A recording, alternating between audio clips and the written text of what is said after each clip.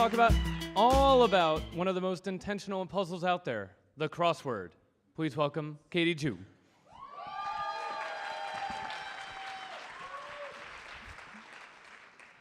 Hi, I'm Katie, and despite having studied journalism and also interning at the New York Times, I had never done a New York Times crossword puzzle until earlier this year. And so I made my boyfriend do one with me, and he suggested it might be a good idea for me to try doing 20 of them. So I did, and I'm going to talk about what I learned from doing those. Crossword clues have hints in them, and so if clues have a question mark afterwards, it means they're a pun. So I don't know if any of you are smarter than me, but I did not get this one. Sweaters. And I was thinking, like, Christmas sweaters. It's actually saunas. Sweaters, get it, because you sweat. Sauna is actually a Finnish word, and it's pronounced sauna. I was in Finland 2 years ago for a reporting trip and actually learned this. And sauna is actually the only the Finnish word that we have in the English dictionary. State with 3 presidential libraries. I don't know if any of you have any idea of this. I did not. I was actually unfamiliar with the whole system of presidential libraries, in fact. It was started by FDR during his second term. He looked around in his office and saw all these papers, it's Texas, and was like, well, you know, everyone throws these away or sells these for profit. I'm going to actually start archives. And so the system of presidential libraries was born. So Texas has 3, which is actually the most for a state, and they're all located on college campuses. Neighbor of hung. This is another example of a crossword clue. If it has an abbreviation in it, the answer is also an abbreviation. This one I didn't get. I kept thinking like neighbor of William Hung, like I don't really know, trying to think of people's names, trying to remember who was on American Idol that year. It's actually Austria. Ost is the answer. Fun fact about Austria, despite, Vienna is known for all its famous composers, but the cemetery actually has 2.5 million people buried in it, which is more than the city's living population. Large Japanese dog. I actually knew the answer to this one, to be fair, but I just wanted an excuse to put a cute dog in my slides. This is an Akita. Helen Keller went to Japan and wanted an Akita, and she got one, and the government gave her this dog, and it was actually the first instance of the Akita that was brought to the United States. So the wrong way to spell a world leader's name in the New York Times, according to a New York Times crossword puzzle, they got a little meta here. I don't know if there are any West Wing fans in the house. All right. I watched like all 5 seasons in the period of like a month or something crazy like that.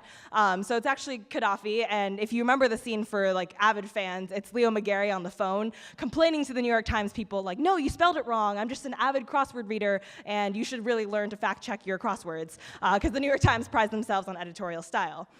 Carl, who advised Bush 43. Anyone know this one? Rove, all right, y'all are smarter than me. But Rove, when he was 19, snuck into a rival campaign manager's office, stole 1,000 sheets of letterhead, printed out like posters for a fake campaign party with beer, booze, and girls, and didn't admit to it until like 20 years later.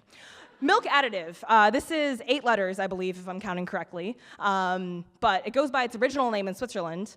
And I lived in Switzerland for a year, and so always called it by its original name, which is ovomaltine, but actually it's Ovaltine in the United States and everywhere else in the world. But its original name is named for its original ingredients, which are egg and malt.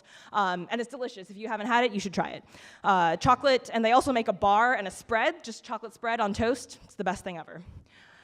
Brand in the frozen food aisle. I'll give you a hint. All their frozen food products only have potatoes.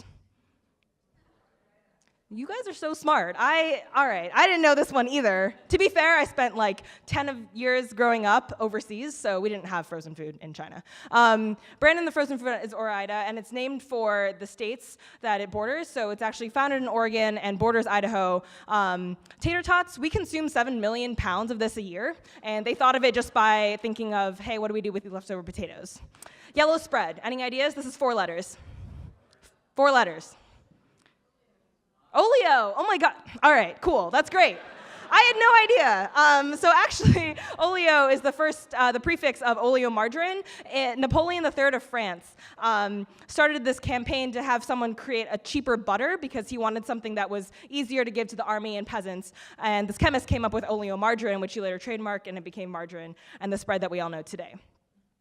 So crosswords also have themes, which I learned from doing this one, which was themed around Nickelodeon. I don't know if you guys can read that, but the ones that I sort of tried to outline spell out SpongeBob SquarePants at the end of those clues, and the main clue that sort of combines all those is the network Nickelodeon. Also, in doing 20 crossword puzzles, I noticed some similarities in the Times style. For example, they really love the E prefix in front of things. Amazon's online. E-tail is a term I've never heard of, but the New York Times also is still really stuck in e-zines, and they really like e-cards. So why did I do all these crosswords? I have a really short attention span, and so it was just a cool way to learn a lot of facts and trivia. But actually, a bunch of analysts, cryptologists for Bletchley Park, were selected based on their performance in a crossword competition. I haven't been selected yet, but still holding out hope. Thank you.